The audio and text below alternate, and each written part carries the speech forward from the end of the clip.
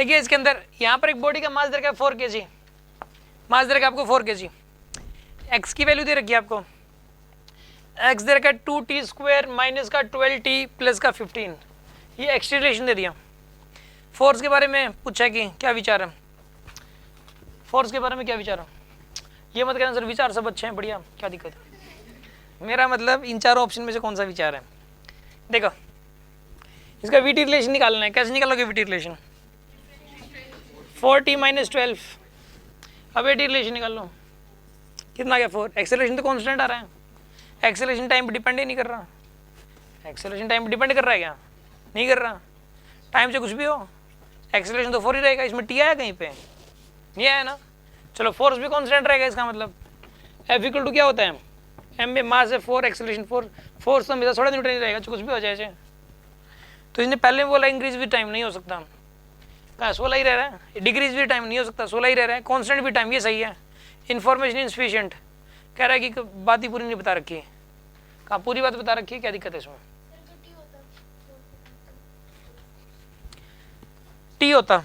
मतलब आंसर होता 16t आता, फिर जैसे जैसे टाइम बढ़ेगा फोर्स बढ़ेगा, टाइम की वैल्यू 1 डाल लो 16, 2 डालो 32, फिर तो इंक्रीजेज आएगा ना, इंफॉर्मेशन इनसफिशिएंट क्यों होगा, इंक्रीजेज भी टाइम आएगा फिर,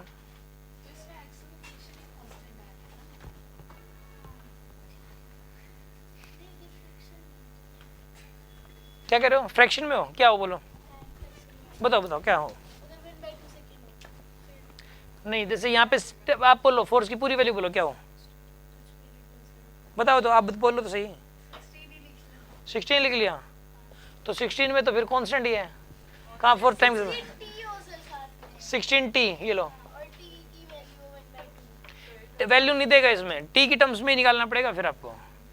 ये अगर फोर्स इंक्रीज डिक्रीज निकालना है तो टी की टर्म्स में आएगा ये, फिर ये देखो कि इसमें टाइम बढ़ रहा है, टी की वैल्यू 1/2 कहाँ दे रखी है, ये थोड़ा ना पूछेगा टी को 1/2 पे इंक्रीज कर रहा है कि डिक्रीज कर रहा है, तो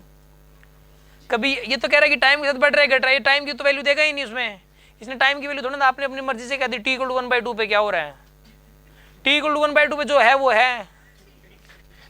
टी को 1/2 पे कैसे बढ़ेगा वो, ठीक है ना।